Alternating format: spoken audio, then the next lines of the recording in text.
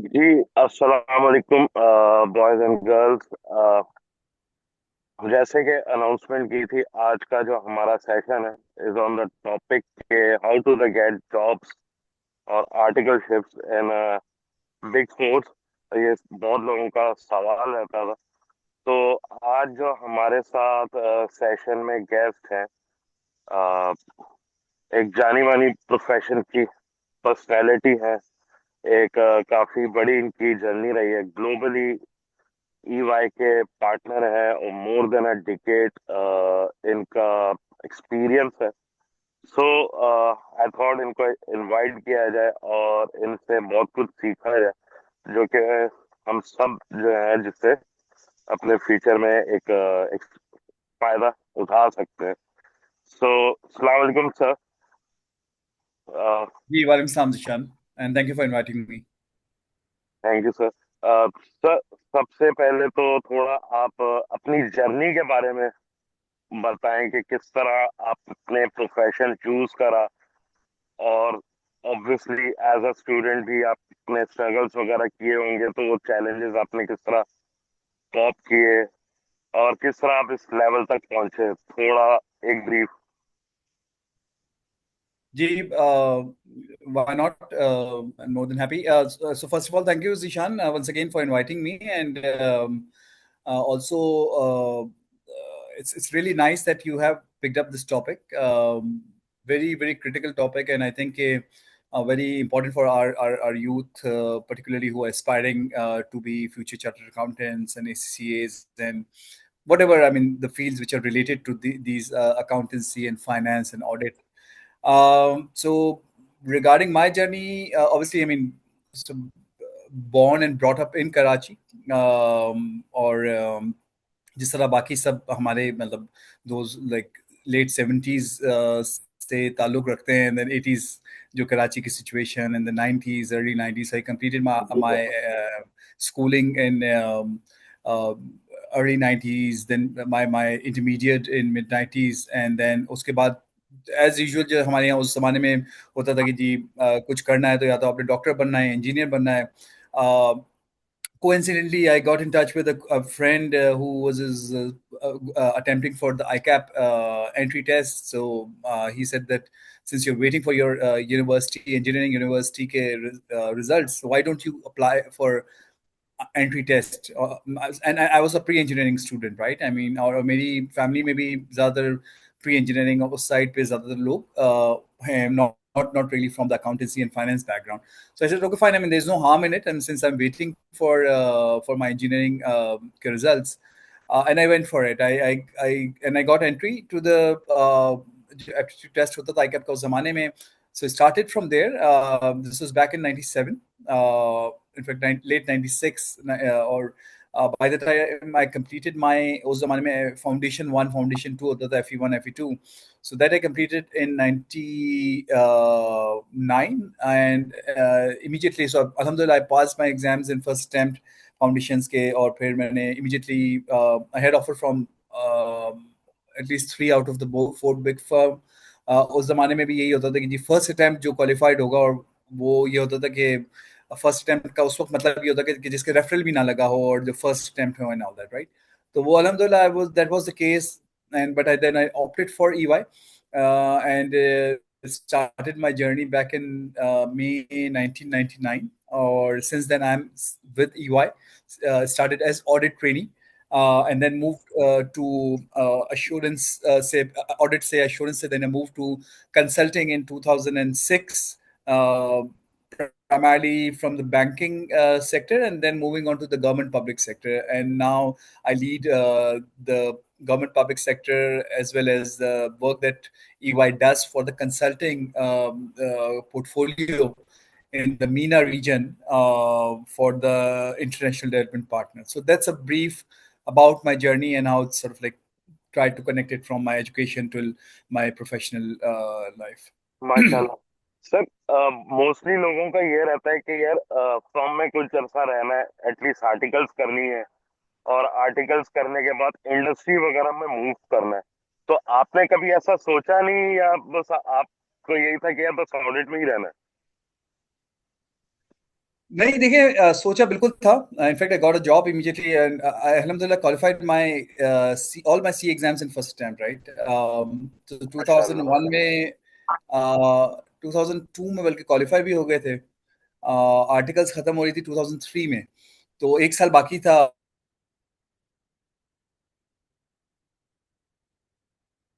हो जाती कि जी you are one of those who are like qualified within your articles and all that, right? So I continued. I did think about finding a job in industry at that time, but my partner at that time, Akil Merchant Saab, a visionary leader, he told us, "Ke yaar, bas, I mean, if you want to do a steady growth and I mean a longer term career, then do consider to stay with the firm." And we'll provide you opportunities. So zamane mein EY was very big on secondments, international secondments. So I got access जी to work in UK, US, Middle East. So it was like almost for 4 years I was on secondments back to back. And alhamdulillah, I mean, so that sort of like gave me a good okay, it's learning experience. I didn't think too much, to be honest. I think that that's one message for the younger colleagues. um, Stay focused. You just can't think of everything and at all the times, right? I mean, you have to see your career. You have to think about your career. How do you want, what's your comfort and the focus area. Comfort का word basically use नहीं करूँगा, because I mean comfort zones are never good. But then if you're learning something, if you're loving something, and I'm it's like almost 26 years now with the firm, uh, getting into 27th now.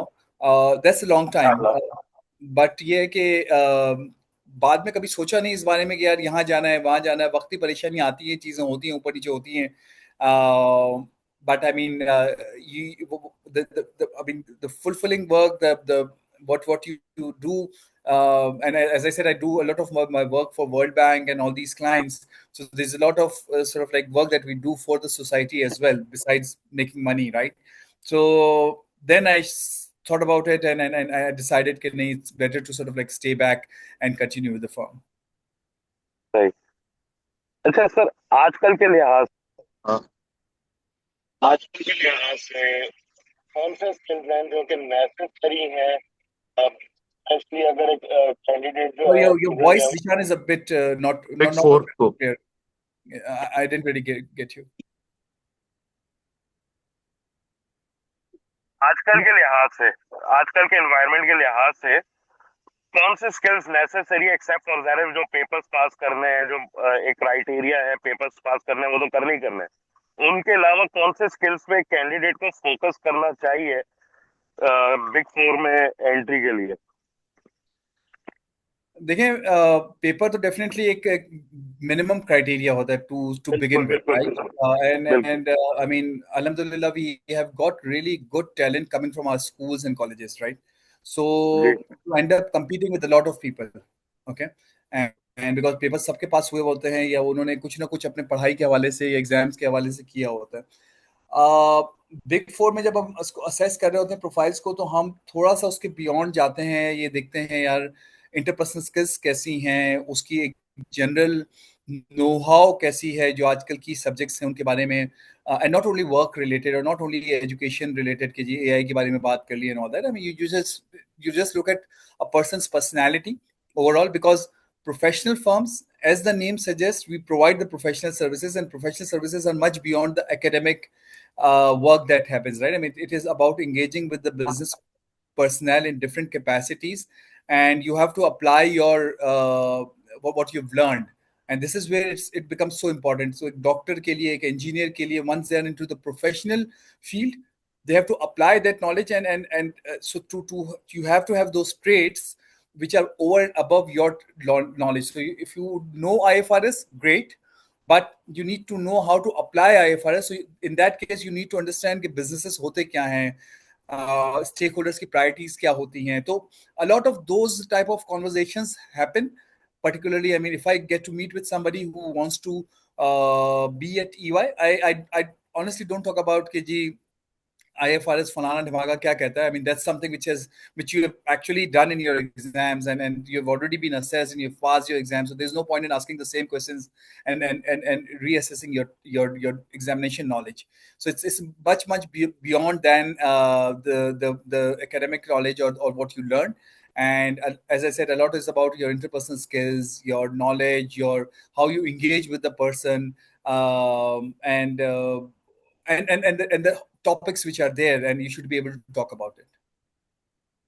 सही। तो sir एक candidate, अब ये next question इसी से connected है, अपने आप को प्रेजेंटेबल करके सुना सकता है, specially for the big four firm या किसी मल्टीनेशनल वगैरह में जा रहा है, प्रेजेंटेबल करने के लिए उसको क्या करना चाहिए अपने आप को? देखें, the journey honestly starts from even pictures, right? When you take your pictures and put it on the application, make it look like you care about it, right? I mean, अच्छा। if you अगर आपकी कोई park में खड़े हुए दोस्तों के साथ कंधे पे हाथ रख के अगर आपने तस्वीर लगा दी है, तो यार वो मुझे थोड़ा सा या किसी को भी पुट ऑफ कर दे कि यार person wants to join a professional firm, और उसके पास इतनी फुर्सत नहीं है कि उसने जाके तमीज से तस्वीर खिंचवा लेनी थी. तो it starts from that point, right? So बहुत सारी छोटी छोटी चीजें होती हैं. फॉर्म फिल करना, बहुत सी दफा रिमार्क्स पूछे होते हैं, बहुत सी दफा रेफरेंसेस पूछे होते हैं. तो उसको कैसे रिस्पॉन्ड करना है. फिर उसके बाद जब आपने एचआर का फर्स्ट, बिकॉज जनरली होता है कि आपके आपके जो फॉर्म्स होते हैं पहले एचआर के पास जाते हैं, एचआर अपना एक बेसिक फिल्टर अप्लाई करती है, उसके बाद वो अपना एक फर्स्ट इंटरव्यू या असेसमेंट करती है. तो वो आपको देखते हैं कि जी आप कितने प्रेजेंटेबल हैं, आप इंटरव्यू में आए हैं, तो आप क्या वैसे ही आ गए हैं कि आप बगैर तैयारी के आ गए हैं, आपने एक्चुअल में एफर्ट की है. तो ये सामने वाले के पास एक मैसेजिंग जा रही होती है कि यार you really care for this position, you really want to compete in that whole scenario, rather than कि जी आप बस फॉर ग्रांटेड आपने ले लिया कि यार चलो 4 जगह अप्लाई कर दिया है, 5 जगह अप्लाई कर दिया है, कहीं ना कहीं तो हो जाएगा. तो वो I think these are the things which should be taken care of. Interviews में do listen to the other person, जो इंटरव्यूअर है उसकी बात सुन ले पहले, फिर रिस्पॉन्ड करें. Many times people respond very quickly, even listening to the other person's question, that's again very important. तो ये वो मैं चीजें बता रहा हूँ कि जो बड़ी इंपॉर्टेंट होती हैं, जो इंटरव्यूअर नोट करता है, जिसको वो नोट्स बनाता है, वो कभी भी बैठ के नहीं ये नहीं बताता कि जी उसको जो है वो फलाना ढिमाका सब्जेक्ट की नॉलेज या section so and so of the tax ordinance याद था या नहीं था, या कंपनीज ऑर्डिनेंस का ये सेक्शन याद था या नहीं था. Because to be honest, I mean जो इंटरव्यूअर बैठा होता है वो उसको पता है कि यार आप उस प्रोसेस से गुजर के ऑलरेडी आ चुके हैं. तो आई थिंक ये इंपॉर्टेंट चीजें हैं जो सबको ख्याल रखनी चाहिए for to prepare for any interview. और उसके अलावा यूट्यूब पे या अदरवाइज भी बहुत सारे इंटरव्यूज के लिए टिप्स होते हैं. Do look into it and make the other person feel that you care about this job. That is very very important. फिर बहुत मुश्किल हो जाता है किसी को मना करना, बिकॉज इफ आई फील कि यार सामने वाला जो है वो आपके बारे में केयर करता है, आपके ऑर्गेनाइजेशन के बारे में केयर करता है, तो फिर सामने वाले के लिए बड़ा आसान, मतलब इतना आसान नहीं होता कि वो इतनी आसानी से आपको उड़ा दे. देन बड़ा सोचना समझना पड़ता है कि जी 100 में से अगर 10 लोगों को रखना है तो हुआ द टॉप 10.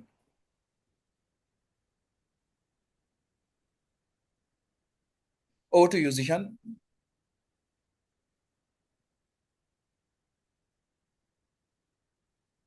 आज का इशू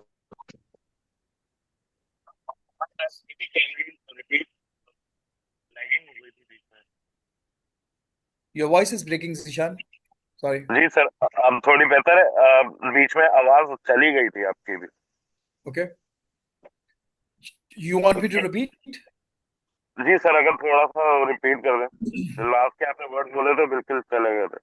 मैं ये कह रहा था कि जब आप आई मीन जो फॉर द इंटरव्यूज और जो आने के लिए जो चीज़ें आपने पूछी हैं किसी बिग फोर के लिए, तो starting from your application and the basic picture से लेके और एप्लीकेशन का कंडक्ट, उस पूरे सॉरी इंटरव्यू का कंडक्ट, इस पूरे को आपने सामने वालों को, इंटरव्यूअर को, फर्म को ये मैसेज पुट अक्रॉस करना है कि you really care for the job, you really care for that process, and not really कि जी मैं बाय द वे आ गया हूँ. तैयार होने से लेके और आपने जो बातें करनी है, सामने वाले की बात सुननी है, फिर जवाब देना है, तो ये सारी चीजें मैटर करती हैं, आपकी इंटरपर्सनल स्किल्स बहुत मैटर करती हैं। And as I said, I mean the interview is not necessarily sitting there to assess your technical knowledge, because I know कि मैं किसी एक्सपीरियंस रिसोर्स को तो नहीं ले रहा कि मैं उससे मार्केट के बारे में या उस इंडस्ट्री या उस बिजनेस के बारे में डिस्कशन करना शुरू कर दूंगा, या मैं and at the same time I know कि उसने सो एंड सो एग्जाम्स पास किए हुए, तो मैं उसके एग्जाम्स के रिपीट क्वेश्चन से पूछना नहीं शुरू कर दूंगा। मैं यही सारी चीजें उसकी पर्सनैलिटी को असेस कर रहा हूँ, तो कि यार उस इंडिविजुअल को जब मैं अपनी टीम में लेके आऊंगा, तो will that person going to add value और not as a team. I mean you have to have pointers in your mind के जी, आपसे आप जब टीम में काम करते हैं तो कैसे करते हैं, कोई एग्जांपल्स दें, कुछ बताएं। तो ये वो सारे सॉफ्ट स्किल्स हैं या इनेबलर्स हैं कि जो आपकी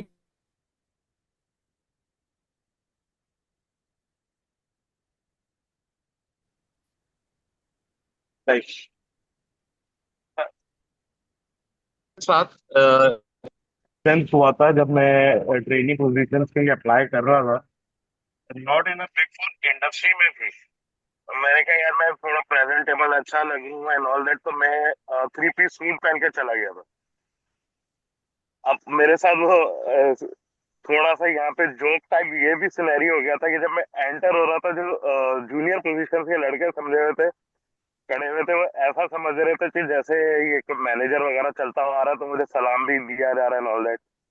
अंदर गया हूँ, मेरा इंटरव्यू भी काफी सही गया, लेकिन उसके बाद मुझे रिस्पॉन्स नहीं आया।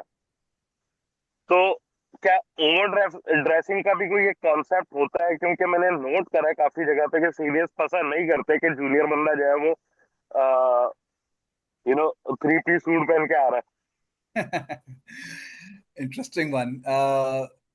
यार I mean to be honest, I mean अब आप हर इंसान के माइंड को या हर इंसान के थॉट प्रोसेस को प्रिडिक्ट नहीं कर सकते, फोर्स ही नहीं कर सकते, राइट? आप एक जनरल बात कर सकते हैं। अगर किसी ने ये सोच के आपको डिक्लाइन किया, तो मतलब मेरे हिसाब से तो बड़ा ही बेतुका वो है।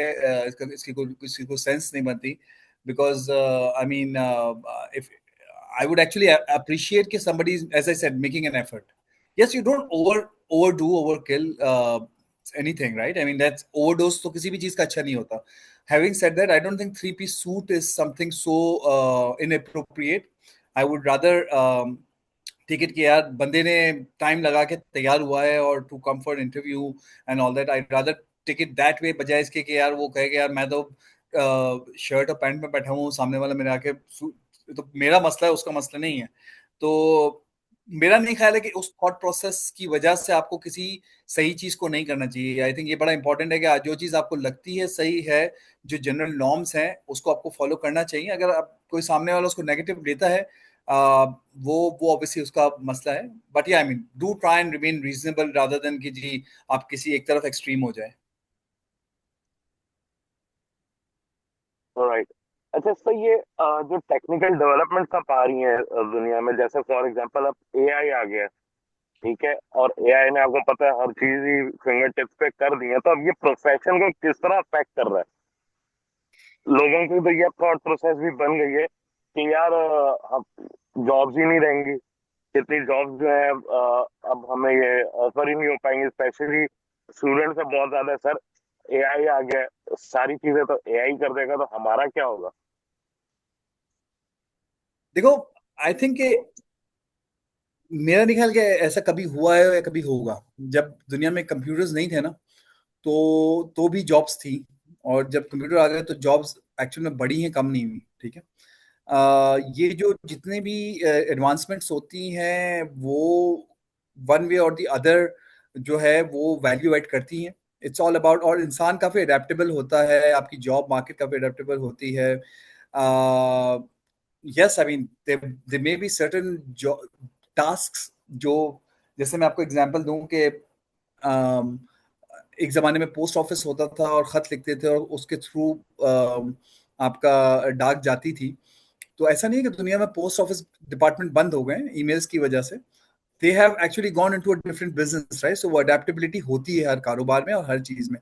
तो प्रोफेशंस में भी ऐसे ही होता है कि yes, I mean AI is going is already having an impact, in the sense के बहुत सारी रिडंडेंट कह लें, या बहुत सारे रेपिटेटिव रादर मैंडेट्स जो है वो probably machine learning can do. Still, it is in a, I would say, in a very nascent stage. Pakistan के context में अगर मैं बात करूं, even globally भी, I mean AI एक buzzword है जो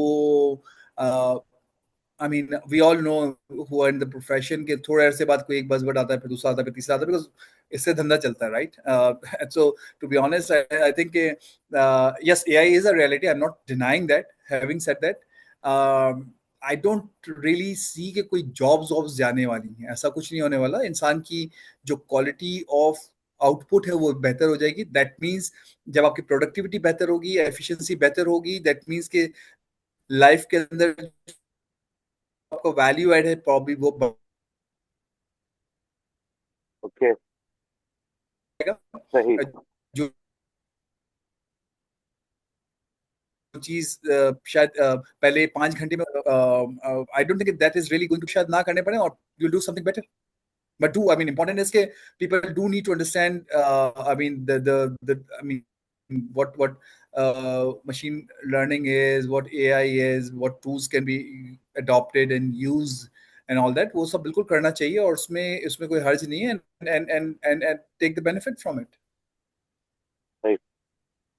अच्छा सर, बिग फोर में आने की ना, जो बच्चों की एक बहुत बड़ी या स्टूडेंट्स की बहुत बड़ी अट्रैक्शन ये होती है कि बिग फोर में जाएंगे, आर्टिकल्स पे जाएंगे, वहां से सिक्योरमेंट्स पे जाएंगे, बाहर जॉब हो जाएगी.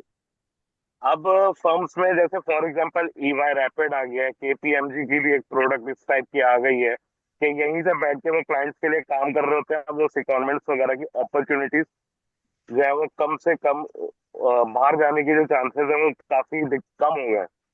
तो अब ऐसे में जो बच्चे का एक गोल ही यही है कि जो वो फॉर्म में उसके आने की का जो होता है, अट्रैक्शन होती है, वो ये होती है कि भाई बाहर जाना है. अब वो क्या करेगा? भाई देखो मतलब मेरा अपना व्यू तो ये है कि grass is always, I mean people sea grass greener from other side, right? I mean हमेशा ऐसा ही होता है. ठीक है. हाँ. तो अगर आपने यही सोचना है कि जी मैं पाकिस्तान में रहते हुए कुछ नहीं कर सकता और मैंने बाहर जाके कुछ करना है, तो वो सोच के अंदर ही फंडामेंटल इशू है. बिकॉज जब आप बाहर जाएंगे तो फिर उसके बाद आप ये सोचेंगे कि मैं बाहर इस जगह गया तो मैं ये नहीं कर सकता, मैं उस जगह चला जाऊंगा तो मैं शायद कुछ कर दूं. तो मेरा आई थिंक पहले तो इस सोच के ऊपर मसला है कि इस सोच को चेंज करना, इस सोच को सही करना. कि किसी फर्म को आप इसलिए ना ज्वाइन करें, आई मीन फर्म आपका नेक्स्ट स्टेप है आपकी करियर की प्रोग्रेशन में. और उसमें अगर बिग फोर है या कोई और अच्छी प्रोफेशनल फर्म है जिसको आप ज्वाइन कर रहे हैं, पहले सीखें. और as I mean I give you my example. I I qualified in first attempt. I prove myself कि मैं जी इस काबिल हूँ कि मैं फर्स्ट टाइम में चीज़ें क्वालिफाई कर लूँ. उसके बाद फर्म ने देखा यार इसमें स्पार्क है, तो उन्होंने मुझे ऑफर किया कि हम तुम्हें बाहर भी भेजेंगे, ये भी करेंगे, वो भी करेंगे, but you stay with the firm, right? So actual में और ये आप आई मीन आपको ये चीज़ लाइफ में हमेशा सोचनी है कि यार इन्वेस्टमेंट पहले आपने करनी है तो उसको रिटर्न मिलेगा. जनरली लोगों का थॉट प्रोसेस ये होता है कि यार रिटर्न मिल जाए फिर कुछ इन्वेस्टमेंट कर लेंगे. वो दुनिया में कभी होता नहीं. कहते हैं आसान जबान में, तो आप काम करें, आप मेहनत करें. और जो जो रैपिड है या केपीएमजी की जो ऑर्गेनाइजेशन है, या फिर even Yusuf Adil on behalf of Deloitte is handling something, पीडब्ल्यूसी भी प्रॉब्ली कुछ ना कुछ कर रहा होगा या और भी कोई लोग कर रहे होंगे. That doesn't stop anything, to be honest. Yes, I mean probably जिस जिस जिस काम के लिए लोग यहाँ से सिकॉन्वेंट पे जाते थे शायद उस काम के लिए ना जाए. बट एज आई सेड कि they probably will go for better work. अभी भी हमारे रैपिड से we have in Rapid, if I am not mistaken, around I think around 1500 people. And there's a large number of people who still go not on secondment actually to deliver the services. That's the difference. That things have moved from secondment. Secondment में होता ये था कि जी आप जाते थे, आप एक मैनेजर को रिपोर्ट करते थे, वो मैनेजर अपना काम करवाता था, पार्टनर अपना काम करवाता था, आप वापस आ जाते थे. अब आपको as a service delivery manager भी वहां जाके सर्विस डिलीवरी कर सकते हैं, वो हम कर रहे हैं. और आई थिंक कि ये पॉसिबल हो पाया है through the technology advancement, through a lot of things. And I don't think that anyway stops you from progressing if you join a firm. Sir. And also diminishes your chances to settle outside Pakistan if that is good for your career, not because you've thought about it कि जी यही करना है. Sir अगला question जो है ना वो इसी से थोड़ा सा कनेक्टेड है। अच्छा, बच्चा ऑडिट में भी आज आ ही इसलिए रहा होता है ज्यादातर क्योंकि मेरा ज्यादा इंटरेक्शन रहती है। तो भाई ऑडिट में क्यों जाना है सर, वो सिक्योरमेंट में जाने को मिलेगा। बाहर जाना है, हमने तो पाकिस्तान में रहना नहीं है। ठीक है। यही वजह है कि वो एक रश जो है वो ऑडिट में ही लगा हुआ होता है ज्यादातर। और दूसरे एरियाज को फर्म के स्टूडेंट्स टारगेट नहीं कर रहे होते। फॉर एग्जाम्पल फाइनेंस एडवाइजरी है, जो कि मेरे हिसाब से बड़ा मजेदार एरिया है। फिर टैक्स, टैक्स का एक बहुत बड़ा, मुझे से एक स्टूडेंट मुझे याद है काफी साल पहले मेरे पास आया था। उसने कहा सर मेरा टैक्स में हो रहा है, ऑडिट में नहीं हो रहा, मुझे क्या करना चाहिए। मैं कहा तुम्हें टैक्स में जाना चाहिए, स्पेशली अगर तुम पाकिस्तान में रहते हो कहीं, और आगे भी टैक्स में तुम्हें सीखने का बहुत कुछ मिलेगा। और फिर आगे अगर तुम्हें इंडस्ट्री वगैरह में मूव होना पड़ेगा तो तुम्हारे पास एक,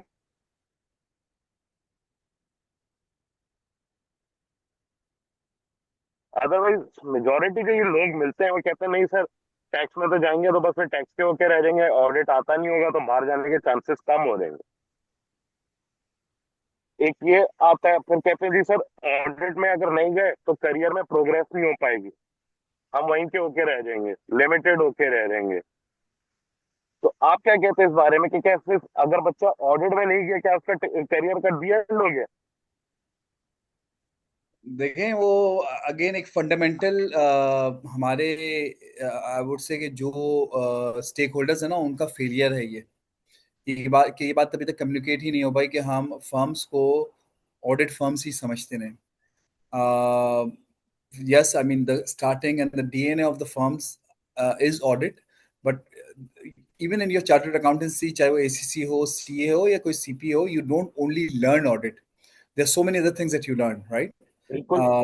या आप अपना आपका फाइनेंशियल मैनेजमेंट के एस्पेक्ट्स हैं, कॉस्ट एंड मैनेजमेंट अकाउंटिंग है, audit is obviously one part, there's a law component, there's a tax component, there's internal audit.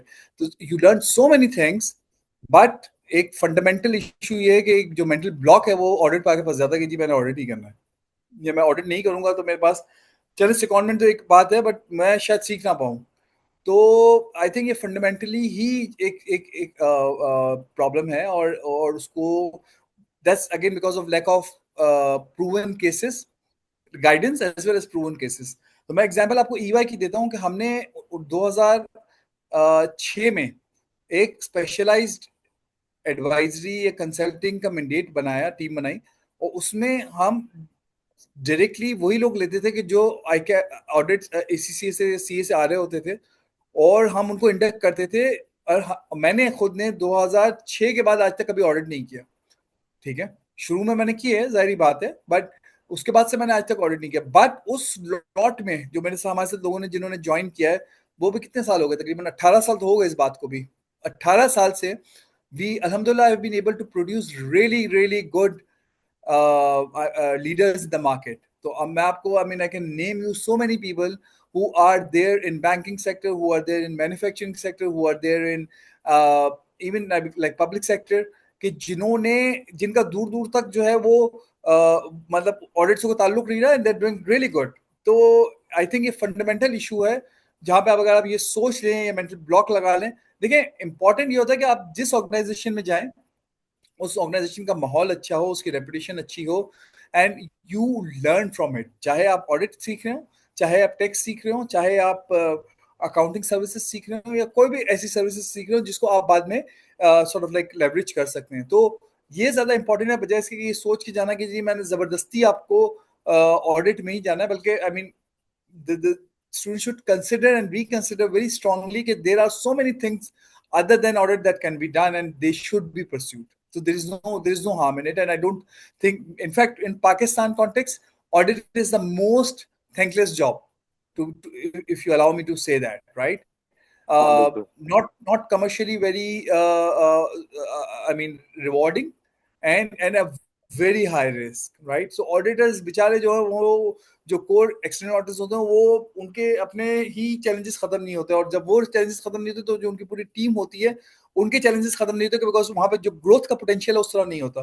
तो मेरे ख्याल से I mean, the students who are applying to Big Four or any other firm, must consider कि जी audit is not the only option, we can consider other areas as well. बिल्कुल।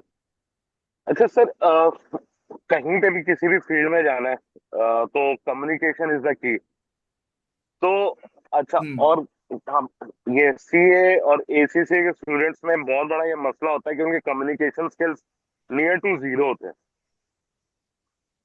अच्छा, ACC में तो ये चीज इस तरह इम्प्रूव की जा रही है कि हमारे जो प्रोफेशनल के पेपर्स होते हैं वो 80% टेक्निकल होते हैं और 20% जो मार्क्स होते हैं पेपर में वो होते ही प्रोफेशनल स्किल्स के ऊपर है, जिसके अंदर कम्युनिकेशन आती है, जिसके अंदर कमर्शियल अक्यूमेन आता है, प्रोफेशनल स्केप्टिसिज्म आता है, एनालिसिस एंड इवेल्युएशन होता है।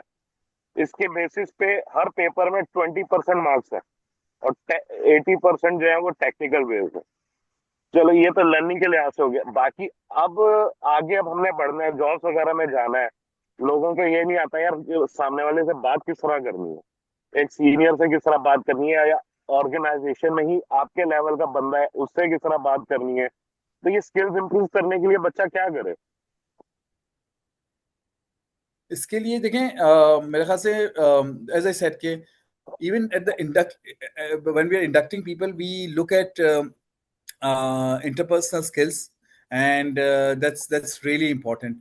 तो मेरे ख्याल से जो भी स्टूडेंट्स हैं एसीसीए के या सीए के उनको बिल्कुल इस पे तवज्जो देनी चाहिए, बिल्कुल सीखना चाहिए, कोई कोई अनहोनी चीज़ नहीं है। हमने भी एज आई सेड कराची में ही पढ़ा, कराची के स्कूलों में ही पढ़ा, यहीं के कॉलेजेस में पढ़ा और अल्हम्दुलिल्लाह आई थिंक आजकल तो बिकॉज ऑफ ये जो सोशल मीडिया की वजह से हम ये देखते हैं जी टिकटॉकर्स हैं या जो बहुत सारे ये व्लॉगर्स हैं, ये क्या कर रहे होते हैं, ये कम्युनिकेशन ही कर रहे हैं ना, और क्या कर रहे हैं, मतलब बहुत सारे बच्चे ऐसे निकले हैं who are I mean who done really great and what they have done it they know how to communicate, right? तो आपकी कम्युनिकेशन अगर बेहतर है, you are able to express yourself, आप जितने बड़े चीते हो and if you are not able to express yourself, I mean nobody can read your brain, nobody can read your heart.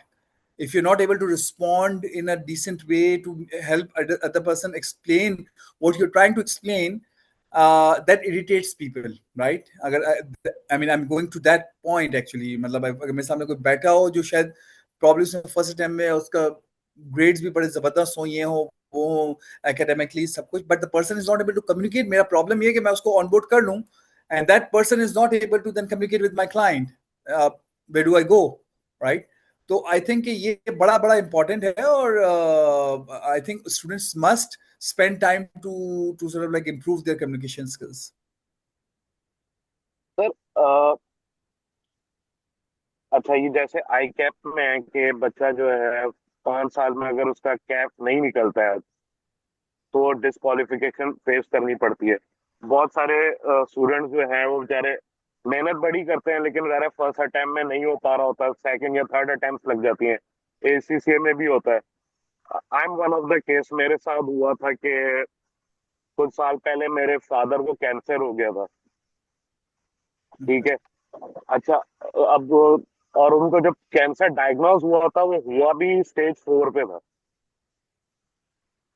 तो Wow. अब अल्लाह माफ करे, मेरे साथ पता नहीं वो अल्लाह की मर्जी थी या क्या था, मैं या तो मैं अटेम्प्ट नहीं करता था पेपर, और जब मैं पेपर अटेम्प्ट करने के लिए फीस भर दिया करता था तो उन दिनों अब्बू की तबीयत खराब होती थी, या कुछ ना कुछ ऐसा इवेंट होता था कि मेरा पढ़ाई पे से फोकस बिल्कुल हट जाता था।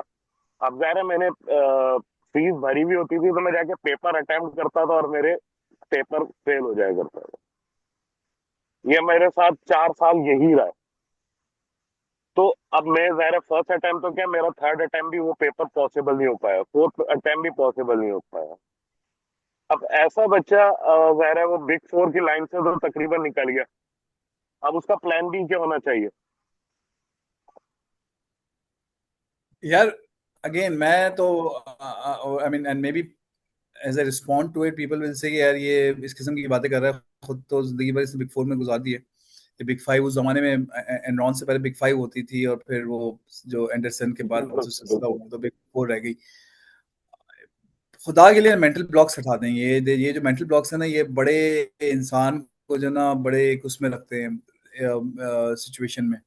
For any reason if you are not able to get into Big Four, जिंदगी खत्म नहीं होती। मैं तो, मेरे पास तो जो भी आता है, जिस भी रेफरेंस से कोई आता है गाइडेंस लेने के लिए, मैं तो ये बात कहता हूँ कि जी आप खुदा के लिए ना ये चक्कर छोड़ें कि जी बिग फोर में ही जाना है। अब ये वही वाली बात है कि जी मैं पाकिस्तान से बाहर जाके कुछ कर सकूंगा, ऐसा कुछ नहीं। I think, as I said, I mean, you should actually assess the organization as well, right? और मतलब आपने कौन सी ऑर्गेनाइजेशन में जाना है, वहाँ के हालात, सिचुएशन है कैसी, वहाँ माहौल कैसा है, all that, and try and make those judgements. और किसी वजह से अगर आप बिग फोर के लिए एलिजिबल नहीं है, go for the fifth, six, seventh. ये रेटिंग जो है ना, वो कारोबारी लोगों की बनाई हुई होती है। There is no such thing as Big Four and non Big Four उस तरह, बिकॉज सब प्रोफेशनल फर्म्स हैं ग्लोबली। हमारे यहाँ ये है चैलेंज कि जी जो बिग फोर हैं वो ऑब्वियसली उनका और जो अदर फर्म्स हैं उनका डिफरेंस बहुत ज़्यादा है, गैप बहुत ज़्यादा है। And that gap is being, actually, let me tell you, that gap is being filled in by the people leaving from big four, joining these firms as part.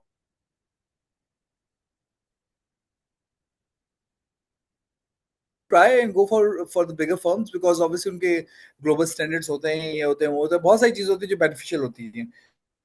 और अगर आपका नहीं होता तो खुदा के लिए बहुत ज्यादा नहीं सोचेंगे जी मैं आप वेट करूंगा अगले अटेम्प्ट में, जब बिग फोर में ही होगा तभी मैंने आर्टिकल्स। आप बहुत बड़ी आई थिंक मिस्टेक करेंगे ऐसी कोई चीज करके।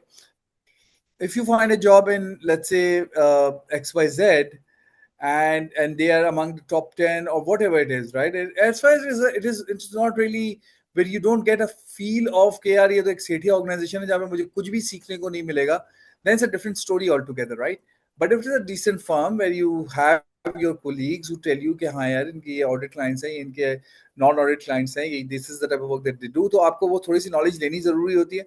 And then I mean you should go for it. आप इस मेंटल ब्लॉक में ना रहें और ये रिमूव करना पड़ेगा कि जी बिग फोर में ही होगा तो ही कोई फायदा है, ऐसा कोई चक्कर नहीं है।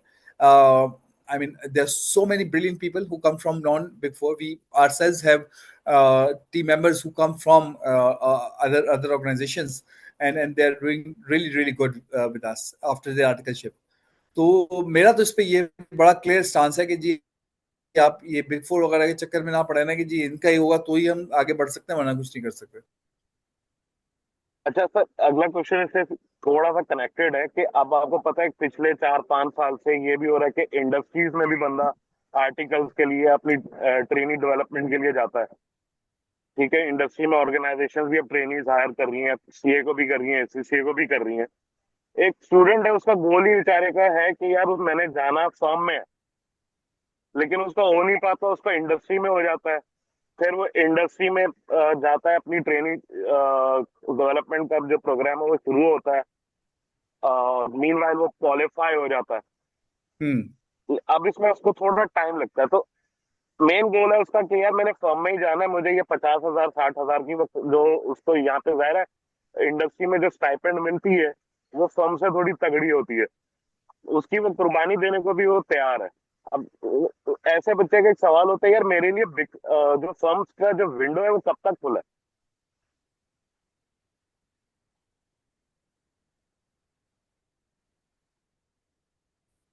देखें, मैं तो इफ ऑडिट में नहीं हूँ तो मैं तो हर ऐसे एक्सपीरियंस रिसोर्स को लूंगा कि जिसने, लेट्स से, एक ऑर्गेनाइजेशन में, फॉर एग्जांपल मैं पावर सेक्टर की बात कर रहा था कि जी पावर सेक्टर में आई नो कि केई शायद ये करता है और उनके पास स्टूडेंट्स आते हैं।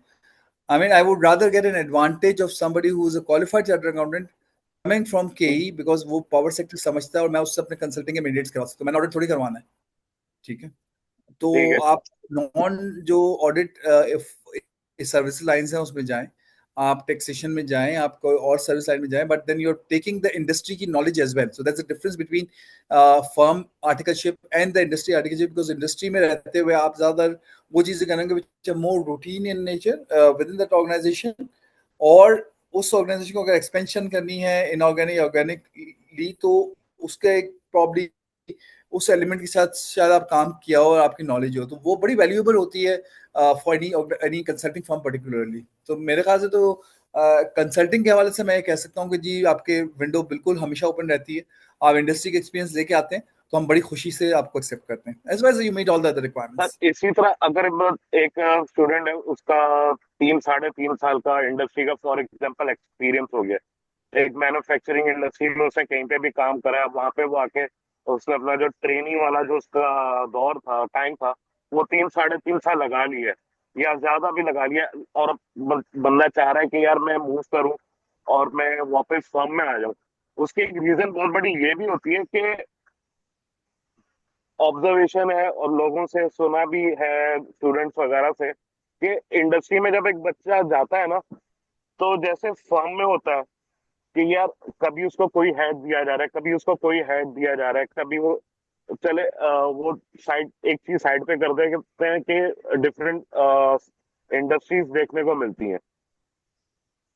इंडस्ट्री में ये भी होता है कि फॉर एग्जांपल एक बंदा है, फॉर एग्जांपल मैं हूँ, मैं ट्रेजरी सेक्शन में चला गया। अब मुझे वो शुरू में तो मुझे एक लॉलीपॉप दिया जाएगा, सॉरी फॉर द वर्ड, और कुछ ध्यान में नहीं आ रहा। मुझे तो लॉलीपॉप दिया जाएगा कि आपकी रोटेशन होगी, लेकिन वो रोटेशन होती नहीं है, मेरे 3 साल ट्रेजरी में ही निकल जाएंगे। या एक बच्चा पेबल्स में गया, उसके 3 साल पेबल्स में ही निकल जाएंगे। वो कहता है यार मैंने 3 साल में सिर्फ पेबल्स ही सीखा, मुझे और कुछ आता ही नहीं है। अब वो बंदा क्या करे?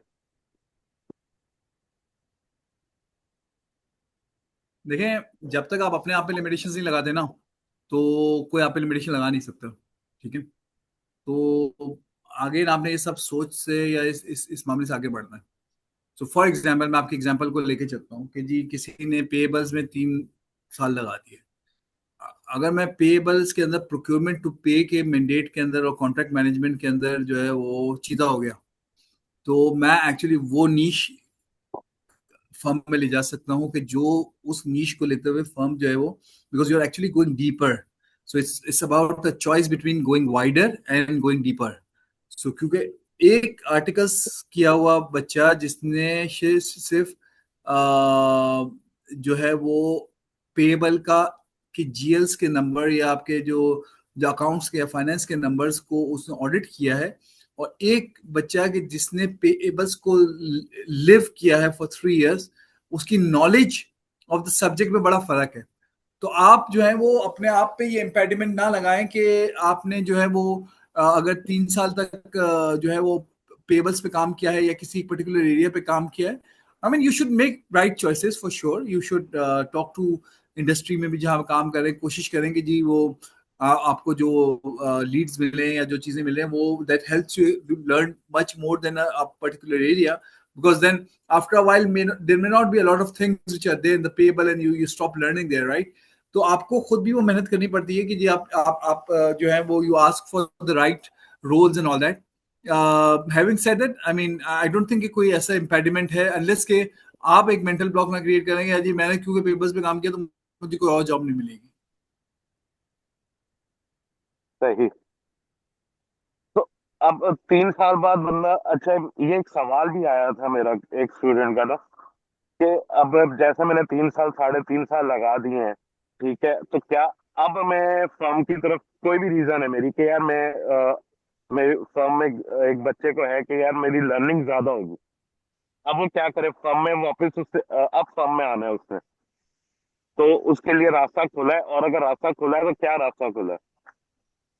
After completing the articles, after completing the articles, उससे इंडस्ट्री में आर्टिकल्स कर लिए, अब वो कह रहे हैं यार मुझे मेरी लर्निंग फर्म में ज्यादा होगी या मेरा इंटरेस्ट फर्म में है, तो मैं फर्म में आना चाहता हूँ। अब उसके लिए रास्ता खुला है या बंद है? क्योंकि ये भी एक लोगों में है परसेप्शन कि यार 3 साढ़े 3 साल लगा दिए एक सेक्टर में, फॉर एग्जांपल इंडस्ट्री में लगा दिया, बैंक में लगा दिया, तो बस अब वहां का स्टैंप लग गया, इंडस्ट्री के रास्ते बंद है, तो फर्म के रास्ते बंद है। I mean it's the same thing. I mean I don't think ऐसा कुछ है। It's all how you carry yourself. आप अपनी अचीवमेंट्स को अपनी जो जो भी आपने किया है 3 साल, आप उसको कैसे प्रेजेंट करते हैं, अपनी सीवी कैसे बनाते हैं आप, how how wise you are in selecting the firms and the firms who require mandates which are, I would say, typical, जो एक उस तरह की फर्म्स है कि जिसका फोकस है वो एक टिपिकल सेक्टर की तरफ है and all that, right? So you need to pick such a firm कि जो जो जो आपके काम को अगर आपने काम किया उसको अप्रिशिएट कर सके और उसको वो ट्रांसलेट करवा सके in obviously taking your skills to the next level, तो वो बड़ा इंपॉर्टेंट है। और again I mean I honestly do not see any impediment कि जी अगर आपने आर्टिकल्स की हैं या इंडस्ट्री में की हैं तो उसकी वजह से आपका कोई चैलेंज है ज्वाइनिंग अ फर्म। जी।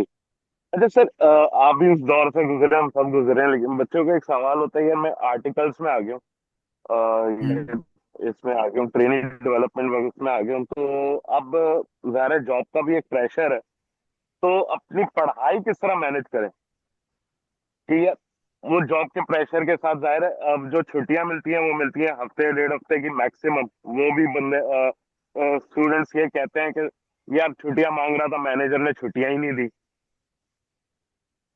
फिर लेट सिटिंग्स होती हैं, तो हम अपनी पढ़ाई किस तरह मैनेज करें, तो हम इसलिए भी हमारे पेपर्स रुक रहे हैं। तो आप भी एक इस जर्नी से गुजरे हैं, तो आप किस तरह क्या करते हो? देखिए प्रोफेशनल एग्जामिनेशन जो मेरी अंडरस्टैंडिंग है और जो मैंने एक्सपीरियंस किया है, I be very honest and open with you, कि मैंने जब अपने टैक्स के पेपर लिखे थे ना, और मैंने स्ट्रेटेजिक फाइनेंशियल मैनेजमेंट उस जमाने में होता था, अगेन वो P1 प्रोफेशनल 1 प्रोफेशनल 2 का दौर होता था, और अगर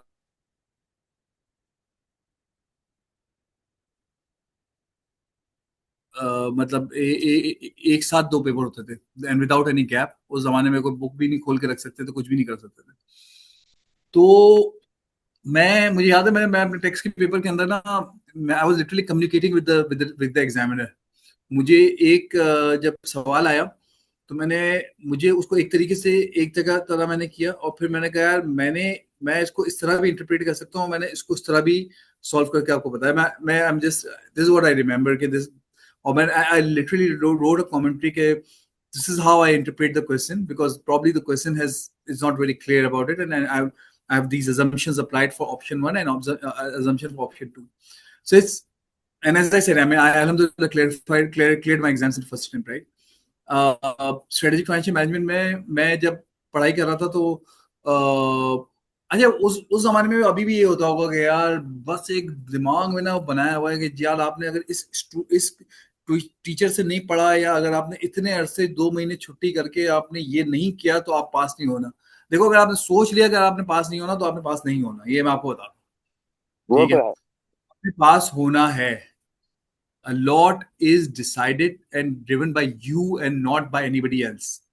ठीक है, तो ये मेरा जितने स्टूडेंट्स इस पॉडकास्ट या what ever you call it इसको सुन रहे हैं और सुनेंगे, उनको मैं बता दूं कि भाई अगर आपने ये सोच लिया कि आप पास नहीं हो सकते, अगर आपने ये चीजें नहीं की, तो आपने किसी ना किसी, because you when you going and attempting the exams you are not confident, because at the back of your mind you are always कि यार मैंने ये छोड़ दिया, मैंने वो छोड़ दिया, ये छोड़ दिया, वो छोड़ दिया।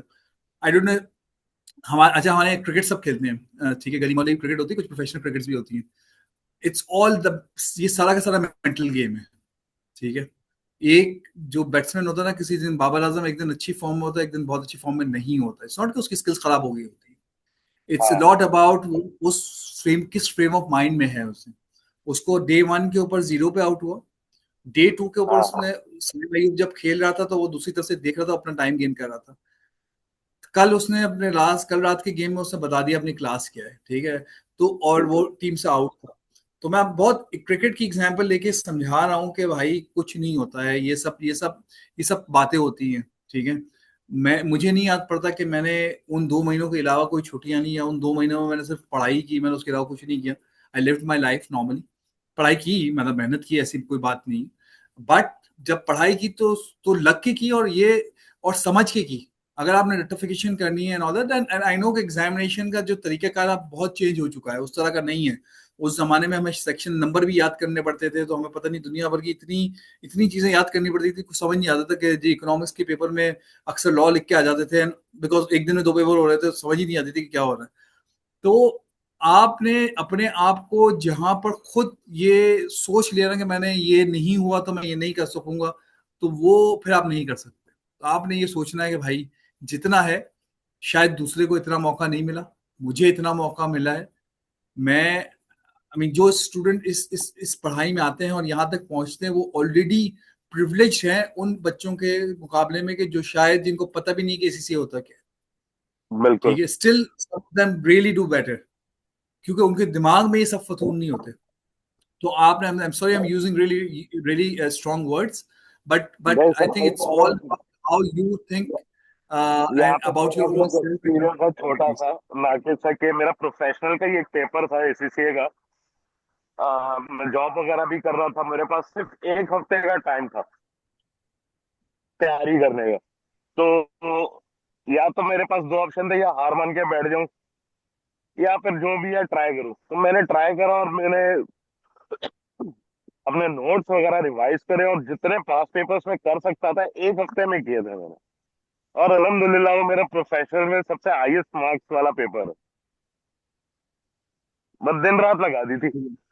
There you go, there you go. I mean you have to make an attempt. आप नहीं सोच सकते कि यार मैं नहीं कर सकता। ये जो मेंटल वो है ना, नेगेटिव एनर्जी पॉजिटिव एनर्जी, ये सब प्ले करती है। और आपने जो है ना, वो इवन हमारा जो रिलीजन भी हमें जो यही सिखाता है कि जी जो नाउमीदी है ना, वो सबसे बड़ा गुनाह है, कुफर है। आप ये नहीं कर सकते। ठीक है, आपने उम्मीद, आपने होपफुल रहना है। और वो कहते हैं जी उम्मीद पे दुनिया कायम है, वो किसी सियाने ने ऐसे ही नहीं कहा, वो बड़ी गहरी बात है कि जी आप उम्मीद करें, उसी पे दुनिया कायम है। जो विजनरीज होते हैं, जो आगे का सोचते हैं, वो किसी ना किसी उम्मीद को लेके कुछ ना कुछ सोच के करते हैं। जैसे आज एआई बनाया है, जिसने आज ये लैपटॉप बनाया है, जिसने कुछ किया है, अगर वो कुछ ना करता और सोचता ही नहीं और कुछ डिफरेंट ना करता, तो आज हम वही काम कर रहे होते जो हम आज से सदियों पहले कर रहे थे।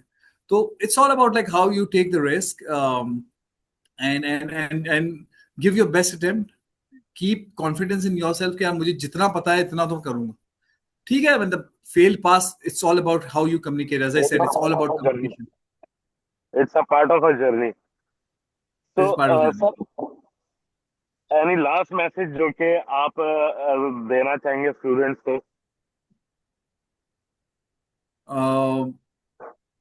आई रिगार्डिंग थिंक जनरल? जी नहीं, आई थिंक हमने काफी सारी बातें कर ली, काफी कोशिश की बिल्कुल, है कि पर्टिनेंट बातें करें, कुछ अपना एक्सपीरियंस शेयर करें म्यूचुअली। बिल्कुल, बिल्कुल।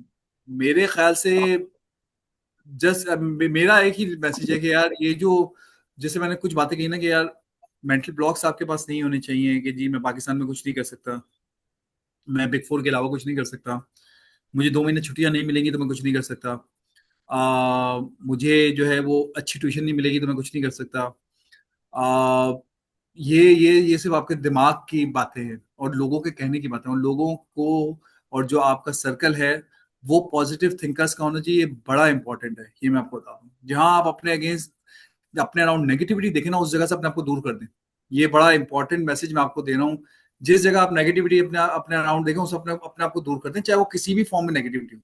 नेगेटिविटी ये भी है कि कोई किसी की बुराई कर रहा है, नेगेटिविटी ये भी है कि वो आपको डाउन कर रहा है, नेगेटिविटी ये भी है कि वो अपने बारे में कुछ नेगेटिव बातें कर रहा है और कहीं all that. So you have to assess and decide कि यार मुझे इस सर्कल में, या मुझे इस, मतलब दूर होने से मतलब ये नहीं कि आप दोस्तियां खत्म कर दें। इट्स अबाउट कि आप एग्जामिनेशन के हवाले से और बहुत से, मैं तो अपने पढ़ाई के बारे में मैं किसी से बात ही नहीं करता था। मैं किसी को बताता ही नहीं था मैं क्या कर रहा हूँ। नॉट बिकॉज मुझे कुछ छुपाना था, मैं ये जो मैं आपने बात डिस्कस करके करी ना है, उसको इन्फ्लुएंस करना चाहता था ना उससे इन्फ्लुएंस होना चाहता था। सर, आपने ये बात करी है, इससे कनेक्ट एक चीज अब जहन में आ गई है मेरे। तो बात घरों में होता है शायद, कि ना बच्चा एक दफा फेल हुआ, दो दफा फेल हुआ, बच्चा गिव अप करने को तैयार नहीं है कि भाई मेरा तो ड्रीम है, मैंने ये करना है। अब उसके माँ बाप ही शुरू हो जाते, बेटा तेरे बस की नहीं है, छोड़ दे, कुछ और कर ले। सबसे बड़ी नेगेटिविटी तो सब घर से ही शुरू होती है, ये अपनों से ही शुरू होती है। फिर वो बच्चा क्या करे, वो क्या अपने अम्मा पापा से अलग हो जाए, उनको कैसे वो टैकल करेगा? नहीं, नहीं, आई डोंट थिंक अम्मा अब्बा से अलग होना तो कोई ऑप्शन है ही नहीं, राइट? जाहिर बात है, वो तो मतलब सबसे बड़े ऑब्वियसली, आपके सपोर्ट सिस्टम है। और वो बेचारे अपने ऑब्वियसली। जहन से और अपने एक्सपीरियंस से सोच रहे होते हैं। तो मेरा नहीं ख्याल है कि अम्मा अब्बा से दूर होना, मैंने इसे कि नेगेटिविटी से दूर हो जाए, दैट्स नॉट लाइक। ये मैं मैंने मैं ऐसे इनअप्रोप्रिएट की बात करके कर रहा था कि हमसे। जिन बेचारों को कोई एक्सपीरियंस नहीं होता, वो आपके ही लेवल के होते हैं। जो जो एक्सपीरियंस होता है वो एक्सपीरियंस ही होता है, राइट? आई मीन अम्मा अब्बा एक्सपीरियंस ही होते हैं, वो अपनी जिंदगी के बहुत से। हैविंग सेड दैट, आपको उनको भी समझाना जरूरी है। अगर आप फील कॉन्फिडेंट फील करते हैं, आपका पास्ट क्या हिस्ट्री रही है, क्या चीज रही। देखें आप, आप क्या एनर्जी ट्रांसफर करते हैं ना दूसरे में, वो कॉन्फिडेंस देता है। मैंने जो पहले सारी बातें की ना, कि मैं जब किसी को असेस करता हूँ, मैं मिलता हूँ, मैं आई ऑलवेज प्रेफर कि मैं लोगों से इन पर्सन मिलूं, खासतौर पे जब ये कोई इस तरह की चीजें होती हैं जो जॉब से related and all that, because I can actually feel the body language and try and gauge कि यार बंदे में कॉन्फिडेंस कितना है, पॉजिटिविटी कितनी है एंड ऑल दैट। तो आई थिंक वो आपने पॉजिटिविटी अपने में से देनी है दूसरों को, ताकि सामने वाले को भी कॉन्फिडेंस आए आपके ऊपर, आपके स्किल्स के ऊपर। तो आई थिंक ये बड़ा इंपॉर्टेंट है फॉर द स्टूडेंट्स। अच्छा सर, एक एसीसी स्टूडेंट्स के लिहाज से एक क्वेश्चन है एंड में कि एसीसी की फीसें ड्यू टू एक्सचेंज रेट्स काफी ज्यादा है, ठीक है, और किसी ना किसी तरह करके माँ बाप थोड़ी बहुत फीसें तो अरेंज कर रहे होते हैं। तो मेरे स्टूडेंट्स का एक सवाल आया था कि सर अपने खर्चे हम लोग खुद किस तरह उठा लें कि यार एटलीस्ट अपनी एग्जाम फीसिस वगैरह हम लोग खुद भर दें, क्योंकि हमारे यहाँ तो जो पेपर हैं वो अल्लाह माफ करे अब लाख लाख रुपए तक पहुंच चुके हैं।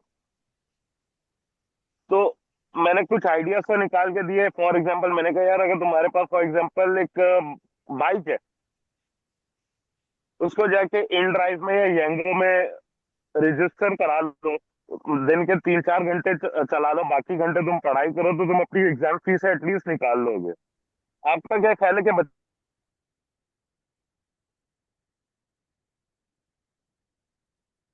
Again I mean it's not about like self praises, but मैं आपको बता रहा हूँ कि मैं और बहुत सारे मेरे आज और दोस्त यार कि जो माशाल्लाह से सीईओज की पोजीशन पे हैं, दे सेल्फ हम्म, फाइनेंस्ड। और हाँ, we come from a very very humble background.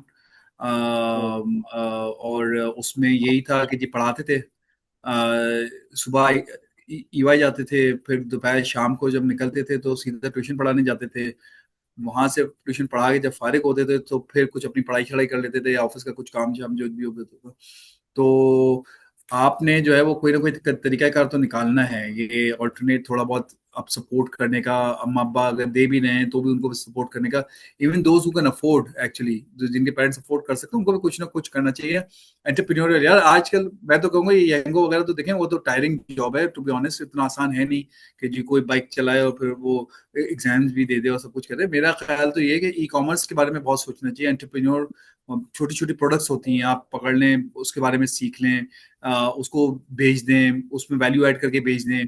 आपको बहुत सारी स्किल्स कुछ ऐसी आती हैं जो आप सेल कर सकते हैं, ऑनलाइन कुछ बहुत सारी चीजें कर सकते हैं। तो आजकल के जमाने में तो I mean you can do so many things, and it's all about कि आपका आपका जो थॉट प्रोसेस है, वही वाली बात है कि आपने कितना इसको ट्यून किया हुआ है इस पे कि यार मुझे कोई हल निकालना है मसले का। तो जब आप मसले का हल निकालने के लिए बारे में सोचते हैं, तो वो कहते हैं ना कि whenever wherever there's a will there's a way, right? ये बिल्कुल वो सारी बातें हैं जो लोगों ने सेंचुरीज पे सोच सोच के कही हुई हैं, हमें तो सिखा दी गई हैं। हम बट ये इसके पीछे पूरी पूरी एक वो है, सिचुएशन है। तो there is a will there is a way. बिल्कुल, ये तो बात अप्लाई हो गई कि जंगल में एक शेर होता है, शहर में एक खलीफा होता है, बाकी सब सिर्फ होते हैं। तो अपने आप को ऐसा कर लो कि अब तुम्हें दोबारा होने की जरूरत ना पड़े। नहीं, सही बात है, बिल्कुल ठीक है। सही। Absolutely. Thank you sir so much for your time. आप काफी बिजी भी थे, फिर भी आपने टाइम दिया। इंशाल्लाह ताला माय कोई और प्लेजर। होता है तो इंशाल्लाह ताला फिर आपको कांटेक्ट करेंगे, और hope to see you very सुन।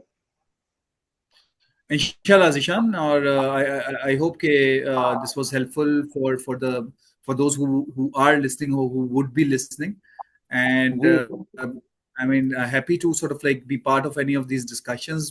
अगर कुछ सीखा है उसको पास ऑन करने में, वो ये होता है ना, इल्म को जितना फैलाया जाए वो मतलब आप और सीखते हैं। तो ये इंटरेक्शंस जो होती हैं are always learning for me as well, and more than happy to participate in future as well. But thank you very much for thinking about me and having me here. Thank you so much sir. इंशाल्लाह ताला फिर मुलाकात होगी। दुआओं इंशाल्लाह में जी। याद रखिएगा। Thank you. जी जी, थैंक आप यू भी सर। दुआ में याद रखें जी। थैंक यू जी, थैंक अल्लाह यू। हाफिज।